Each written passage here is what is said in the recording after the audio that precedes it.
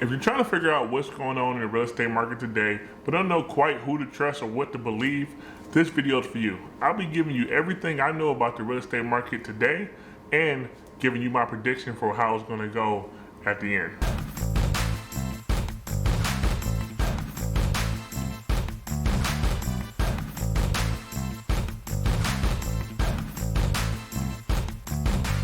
Welcome back to the channel. For those of you who are new, my name is Ed Butler. I'm with Brookstone Realtors, and I make videos weekly giving you what it's like to live, work, sleep, and play in Detroit. If that's something you're looking to learn more about, consider hitting the subscribe button for me and tap that notification bell so you don't miss any of the videos that I put out. I'm also a full-time realtor, and I help people move within the state of Michigan every single month. So if that's something you're looking to do, feel free to reach out to me. All my information is down below. I love to have your back in your home buying or selling journey. And with that, let's hop into the video. Let me first start by giving you what a balanced market looks like, right? In a balanced market, that's gonna be about 6 months worth of inventory. So in that case, there's enough homes for buyers and enough buyers for sellers to make everybody have a harmonious relationship. No one has a balance of power that's too heavy for the other. So here in Metro Detroit, we have about less than a month's worth of inventory on market. So you can take your guess at whose benefit that shifts in when the inventory goes lower than 6 months. And especially if it goes to the life that we're seeing of just 1 month worth of inventory. So that means if no one in the entire Metro Detroit market put their house on sale next month, then there will be no houses for sale at all. So that means that we're definitely in an extreme seller's market, probably one of the strongest seller's markets that has ever been recorded in American history. So you gotta be asking yourself, like, so how did we get here? Like, how did we get into this extreme seller's market? So the answer is low inventory, but we all know that, but like, how did we get such low inventory? So even pre-pandemic, we had maybe 3 to 2 months worth of inventory, give or take. And it was, pretty light and slim pickings, and there were, a lot of competition in the market even then. So that's 2019, 2018, and then the beginning of 2020. But what happened when the pandemic hit and then the lockdown started, it's pretty much we paused real estate for about 2 months. And then all those sellers that were planning on selling their homes, they just kind of held their cards close to their vest and were like, I don't know if I want to sell. So about half of those people that were thinking about selling their homes, they came to market. And then the other half just kind of just sat there and waited, unsure about, the state of America.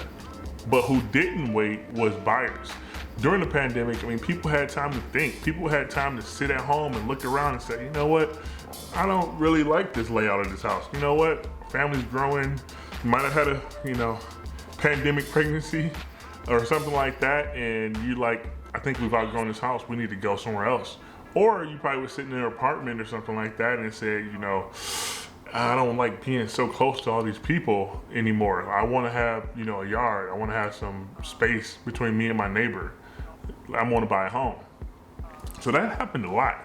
So coming out of the pandemic and lockdown, all the buyers were signing up, getting their pre-approvals, but sellers were still on the fence like, I'm not really sure if I want to sell my home. And then everybody found out that mortgage rates dropped dramatically. So mortgage rates dropped to an all-time low. They were down in the 3s. They still are in the 3s, but they even got low enough to be down in the 2s. So, which was unheard of. So a lot of sellers sat back and said, man, you know what? I kind of like my house. You know what? Let me refinance out of my 4 or 5% mortgage interest rate. Let me get a 3%, 2% interest rate, lower my payment by a couple $100 and just save me some money. So all those people refinanced and just chilled on the market. They're not selling their homes. Maybe they would have considered it previously, but they're not doing it now because they got a $200 price cut on the mortgage. Life's good. But all those buyers that came out of those apartments or smaller homes are still looking around like, where's all the houses at? So that's one of the main contributors that came to us having this housing shortage, because all the buyers were out looking and all the sellers were back there just hanging out. Then you couple this with home builders, right? So home builders historically filled in that gap a little bit, but they were shut down during the pandemic lockdowns. They couldn't build houses. And then when they came out of the pandemic lockdowns, prices shot up. Lumber, nails, whatever, all the building materials it takes to build a house, prices shot up, and they're still up. So guess what? That makes it way more expensive to build houses. So when they do end up building houses, they're not building any first-time home buyer homes. They're not building nothing in the $100, $200, $300,000 range. It's all $350, $450, $500 and up. So saying all this, what does that leave today's home buyer in this market right now?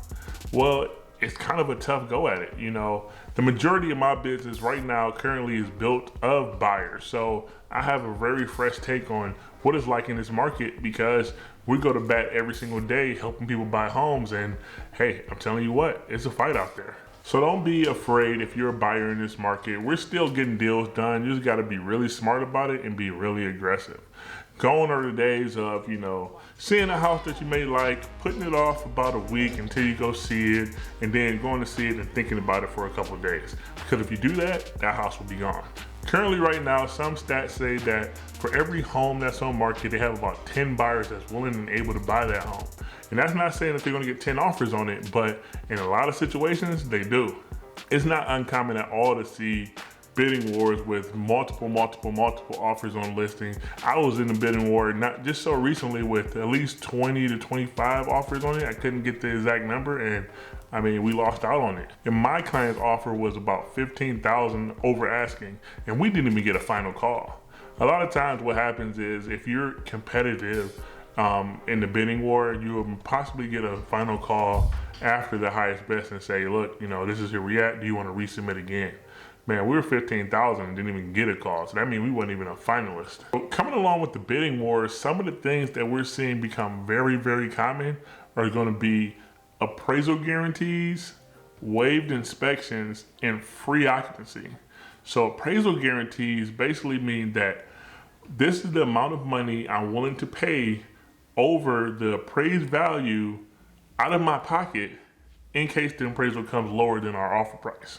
So example being, if the house is on market for 200,000, you won the bidding war at 215,000, and let's just say you fully guaranteed the appraisal.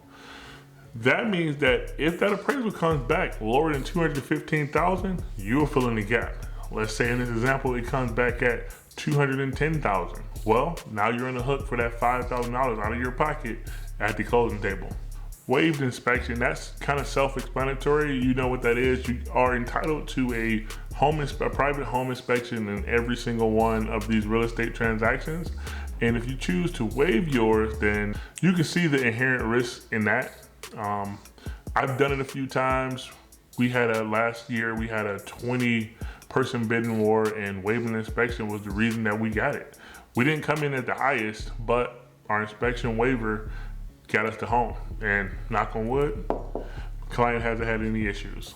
And then the third is gonna be free occupancy. Free occupancy means that after the closing of the home, after you go to sign that check, sign it over to your name, the seller still gets to live in that house. So 30 days is most common, but you can see up to 60 days are written in free occupancy. So that means that, hey, that seller's living for free, and you're like a landlord that's not collecting rent. Now, if you're thinking this is all fun and games because you're a seller and you're getting way over asking and everything like that, well, you gotta think about it. Where are you gonna go once you sell? So it's not all fun and games for sellers as well, because once they sell their home, they're gonna jump into that same buyer's market that they just reap the benefit of selling their homes. The most successful sellers I'm seeing right now are those who are moving up out of their starter homes. So maybe their homes they bought their homes for maybe 150,000 or 200,000, and they're moving on up. They're gonna sell their house for about 200, 250,000, and they're gonna move into the 350, 450 range. Those are the most successful sellers I'm seeing, because in that plus $300,000 range, the competition lessens a little bit, because I mean, there are only so many, buyers that can take on that type of mortgage payment. So if you're a seller worried about selling your home and jumping into that market, well, if you're going up, if you're talking about moving up, it's a lot easier to do. So a few tips I can give you if you're thinking about waging war and heading into this buyer's market are gonna be a couple things. So there's 3 things. There's a ton of other things that goes into it, but these are 3 things that are at the top of my list that I feel like you should be prepared for if you're going into the market. Number one is going to be make sure you use a local lender. Now I know you may love one of these big lenders, or you may love your bank. Let's say you bank with Chase or Bank of America or somebody like that. That's fine and dandy, but when it comes to the home buying process, sellers and listing agents want to see someone local, someone that specializes in mortgages, that are understanding of the Michigan real estate market, not the real estate market in general. You just want to put yourself at the most competitive advantage as possible. So listing agents will see these pre-approvals and then relate to their client, the offer, but it's not going to be in the best light, because everybody who's been in the real estate industry for long enough has done a deal with one of these large banks or out-of-state banks that was unnecessarily hard, or got hung up, or even fell through, because that's just not what they do every single day. So if you want to get yourself at a competitive advantage, make sure you use someone local in the Michigan area to be able to get your pre-approval through. Also, if you own a home, previously you could wait to put your home on market and shop around a little bit and then write a contingent offer to be able to purchase the home. In this market, it just won't work right now. So you're gonna have to make sure you put your home on market, maybe even get it under contract before you write an offer on a new home, because sellers just aren't accepting contingent offers right now. So if your offer is contingent on you selling your home, you're probably just gonna get tossed to the back of the pile. And then the third one, which is probably the most important for you right now, and that's gonna be shop below your pre-approval. This is something I always recommend regardless. So if you're pre-approved for, let's call it $350,000, you should be shopping in the $250,000 to $300,000 range, just so that you're able to be as competitive as possible when they call for highest and best. You have the ability to go up, $275,000, $300,000, $325,000 without hitting your match budget, to be able to be competitive for those homes. Because if your match budget is $300,000 and that listing price is $299,000, and it's one of these HGTV specials with barn doors and shiplap and everything updated, bright white cabinets and granite countertops, you might as well forget about it, man. Also, if you're a first-time home buyer and you're looking for something with a little bit less competition, well, don't rule out condos. For a first-time home buyer, condos can be an excellent option, and the condo market is a little bit less competitive than the single-family home market. What I'm seeing right now. I'm seeing condos sit on market a little bit longer than the average single-family home, even with all the updates and bells and whistles, just because people got hung up with, trying to have their own space and all that type of yada, yada, yada. So if you're a first-time home buyer, consider purchasing a condo too. Now, for my prediction for the real estate market going forward, do I foresee a bubble popping, or do I see things plummeting like 2008? Absolutely not. That's just not the case. We're in a different market than we were in then, and that was like a once in a century type of event. What I do see is that the summer is going to be hot. The spring and summer selling market is going to be extremely hot. It's going to stay its course. Usually we do see in the fall to winter market a little bit of a tapering off, and I think that's going to happen for sure this year. I think sellers are really going to outprice themselves for the most part a lot, and people are going to get fatigued at trying to pay these crazy prices, and they're going to take a little bit of a step back. Some people may reevaluate, say I'll rent for another year, or my house isn't that bad, I'll just stay in it. And so I think that'll take some of the buyers out.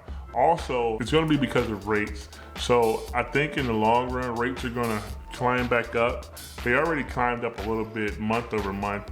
Last month you were able to get an interest rate in the 2s still. This month they got a lot harder, and we saw people get interest rates in the higher 3s this month.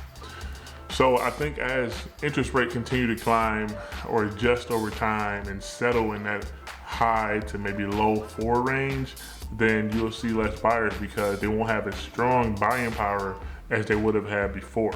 Now, I don't see the market just bottoming out and people losing value in their homes. That's not what I'm saying. I'm saying that instead of having 20 offers on the home, I think you'll probably see maybe 10 offers on homes, or 5, or if they're priced wrong, you might sit a little bit. So worry not, we're still getting it done in the real estate market.